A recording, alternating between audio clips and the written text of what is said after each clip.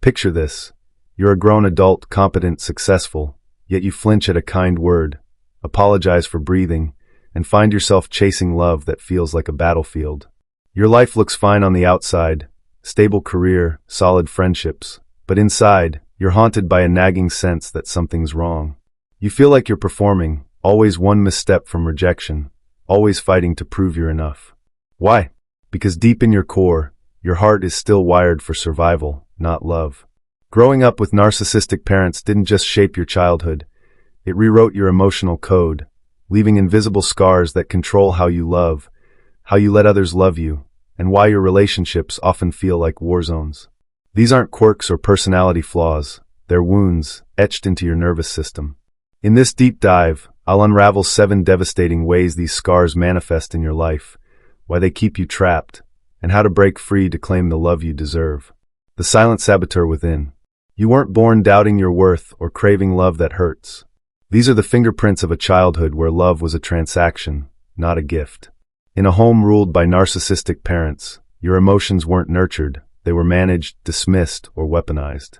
Your nervous system adapted, learning to scan for danger, anticipate betrayal, and brace for rejection. This wasn't just parenting, it was emotional boot camp, training you to survive in a world where love came with conditions and your worth depended on how well you pleased others. Now, as an adult, that survival programming runs in the background, like an app you can't close. It shapes every relationship, every choice, every moment of vulnerability. Your heart is still navigating by a map drawn in childhood, one that assumes love is scarce, dangerous, and must be earned. But here's the truth. These patterns aren't random, and they're not your fault. They're the result of a childhood where your needs were a burden, your feelings a liability, and your authenticity a risk. Recognizing these scars isn't about dwelling on the past. It's about reclaiming your power to rewrite your future. Over decades of counseling, I've seen these patterns emerge time and again in men and women who grew up in narcissistic households. They're not just habits, they're survival strategies, hardwired into your brain and body. But they come at a cost: emotional exhaustion, broken relationships, and a lingering sense that you're never quite enough. Below, I'll guide you through 7 patterns that reveal how your past is silently controlling your present. Each one is a piece of the puzzle, explaining why love feels so hard and how you can start to heal. As you read, pay attention not just to your mind, but to your body, how it reacts when these truths hit home. 7 patterns that hijack your love life. 1. The endless need to justify your existence. You can't say no without a paragraph of explanation. A simple text turns into a novel, every decision a defense, every emotion cushioned with an apology. This isn't overthinking, it's survival. As a child, your needs weren't just ignored, they were treated as inconvenient, even shameful. You learned that to exist, to want, to feel, you had to justify it. A simple "I'm hungry" could spark criticism or rage, so you mastered the art of overexplaining, making yourself small to avoid conflict. This compulsion runs deep. Neurologically, it's tied to a hyperactive amygdala, the brain's fear center, which learned early that asserting yourself was dangerous. Now, as an adult, you struggle to set boundaries because no doesn't feel like a complete sentence. It's the start of a negotiation. You fear that without enough reasons, your needs will be dismissed, just like they were back then. The result? You erode your own boundaries, inviting others to question your worth. Partners, friends, even colleagues sense this and may push against your limits, not because they're cruel, but because you've unknowingly signaled that your no is up for debate. Breaking this pattern starts with small acts of courage. Practice saying no without explanation, even if it feels wrong. Notice the urge to justify and let it pass. Your needs don't require a defense. They're valid simply because you exist. 2. Hypervigilant empathy, your emotional radar. You walk into a room and instantly know who's upset, who's hiding something, who needs soothing. You read micro-expressions, catch shifts in tone, sense tension others miss. It feels like a superpower, but it's a survival tool forged in a childhood where your safety depended on predicting your parents' moods. A raised eyebrow could signal an emotional storm. A sigh could mean you'd be blamed for something you didn't do. So, you became a human barometer, always scanning for danger. This hypervigilance is rooted in your nervous system's fight-or-flight response, which never got a chance to rest. In a narcissistic household, your parents' emotions were the weather, and you were the weatherman, always bracing for a hurricane. But now this superpower, keeps you in a constant state of alert, unable to relax into love. You anticipate your partner's needs before they do, avoid conflict at all costs, and adapt endlessly to their emotional state. It looks like care, but it's exhausting. You're not connecting, you're surviving. To shift this, start noticing when you're scanning for emotional cues. Ask yourself, is this moment dangerous or is my past talking? Practice pausing before you react to someone's mood. Give yourself permission to let their emotions be theirs, not your responsibility. Over time, you'll learn to lower your radar and find peace in presence. 3. The allergy to genuine kindness. When someone offers you genuine affection, a kind word, a loving gesture, your body doesn't soften, it tenses. You brace for the catch, the hidden cost, the betrayal. This isn't paranoia, it's trauma's intelligence. In your childhood, kindness often came with strings attached. A parent's affection might have been a setup for manipulation, a gift with an emotional invoice due later. Your nervous system learned that tenderness was a trap, so now, when love comes without an agenda, it feels foreign, even threatening.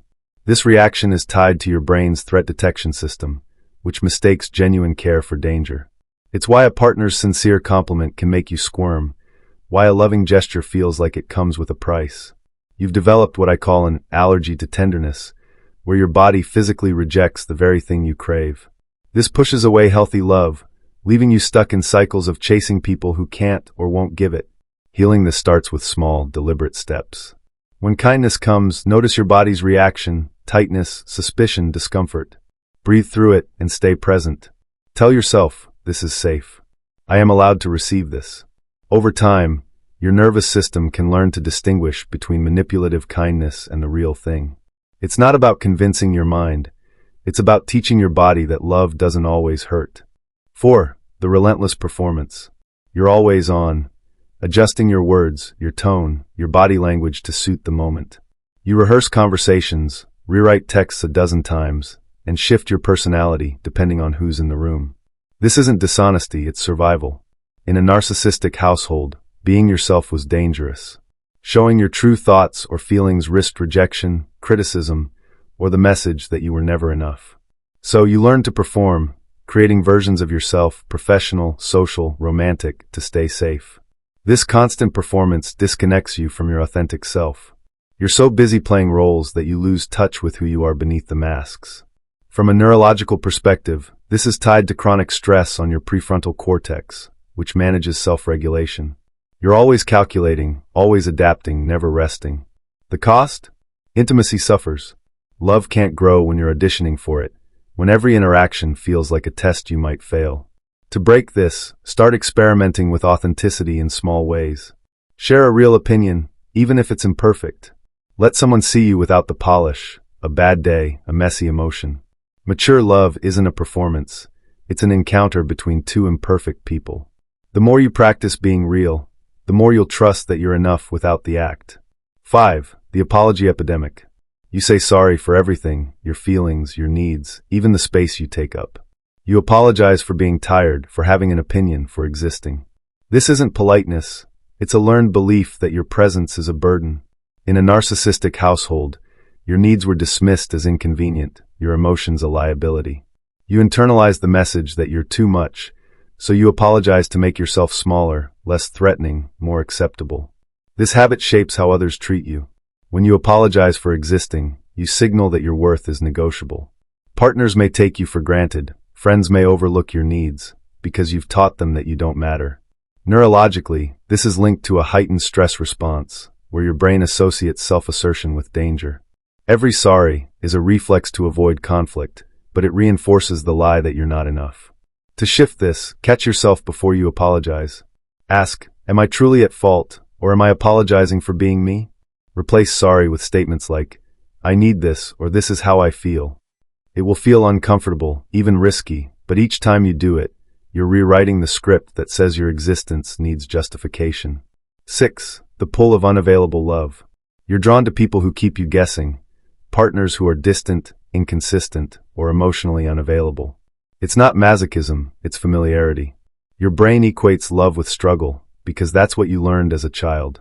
In a narcissistic household, love was a prize you had to earn through effort, sacrifice, and proving your worth. When someone offers love freely, Without drama or conditions, it feels wrong, like it's missing something. Your nervous system mistakes ease for boredom, safety for lack of passion. This pattern is rooted in your brain's reward system, which associates effort with value. Chasing love feels like proof of your worth, while healthy love feels suspiciously easy. So, you end up in relationships where you're always working to be enough, repeating the childhood cycle of trying to win love that's never fully given. The tragedy? You're chasing the very dynamic that wounded you, hoping this time you'll finally be chosen. Breaking this cycle requires a radical shift, choosing love that feels unfamiliar. Seek partners who show up fully, who don't make you fight for their affection. When your heart says, "This is too easy," challenge it. Remind yourself that love you don't have to earn isn't less. It's deeper, truer, safer. It's the love you've always deserved. 7. The fear of becoming the monster. You live with a quiet terror that you might become the narcissistic parent who hurt you. You shrink from praise, downplay your achievements, and avoid standing out, fearing it makes you arrogant or selfish. This isn't humility, it's a protective reflex.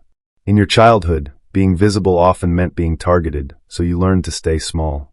Now, you dim your light to avoid resembling the person who wounded you. Here's the beautiful irony. Your fear proves you're not them. True narcissists don't worry about hurting others. They don't reflect on their impact. Your self-awareness, your empathy, your desire to do no harm, these are the very qualities that set you apart. But when this fear paralyzes you, it becomes a new kind of prison, keeping you from shining, from owning your worth, from living fully. To heal, recognize that your fear is a sign of your humanity, not your failure. Allow yourself to accept praise, to celebrate your successes, to take up space. Your light doesn't diminish others, it invites them to shine too. Each time you step into visibility, you're proving that you're not the monster you fear, but a person capable of love, growth, and connection.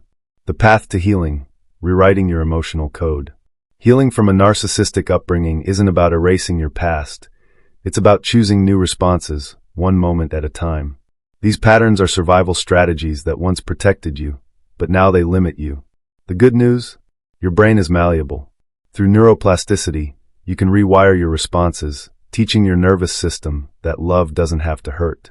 Here's a deeper look at how to break each pattern and build a life of authentic, fulfilling love. Rewriting the need to justify. Start by noticing when you're overexplaining.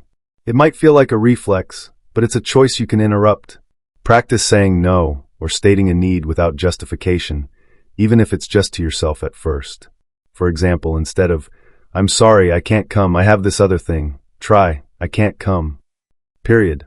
It will feel unnatural, even rude, but that discomfort is your brain unlearning the lie that your needs need approval. Over time, this builds confidence in your right to exist as you are. Calming your emotional radar.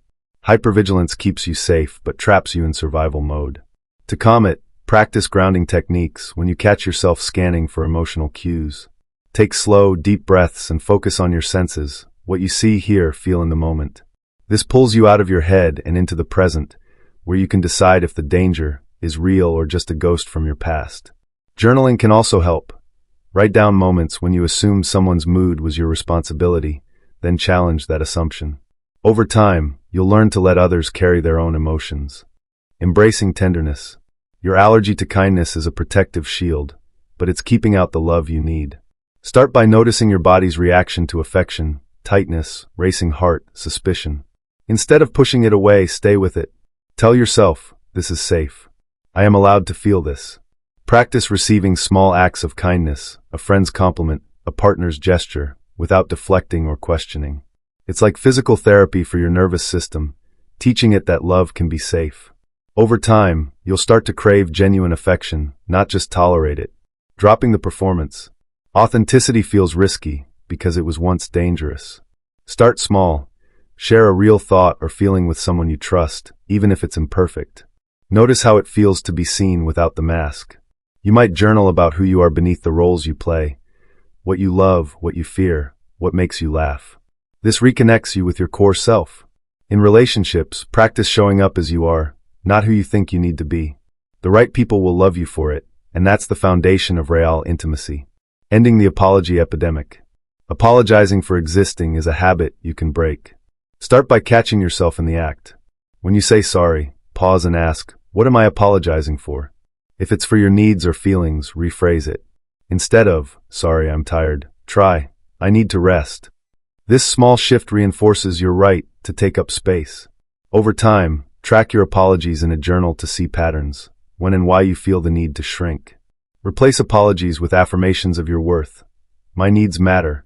It's a quiet rebellion against the lie that you're a burden. Choosing available love.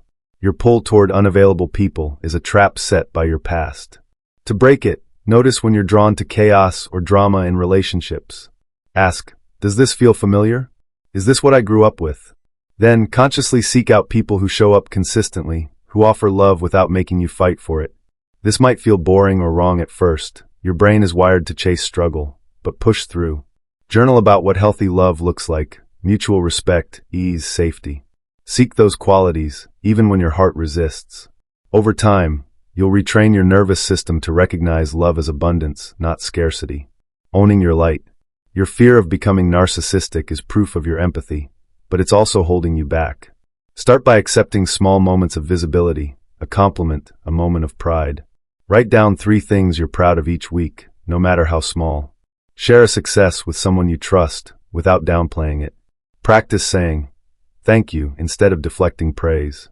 This isn't arrogance, it's owning your worth. Over time, you'll see that shining doesn't make you the monster. It makes you human, worthy of love and respect. The love you deserve, a new story. You are not broken. You are not too wounded to be loved. You survived a childhood that taught you to fight for your worth, to shrink, to perform, to survive. But survival is not your destiny. It's your starting point. Mature love isn't a prize you earn through endless effort or perfect healing. It's a space where you're seen, valued, and free to be imperfect.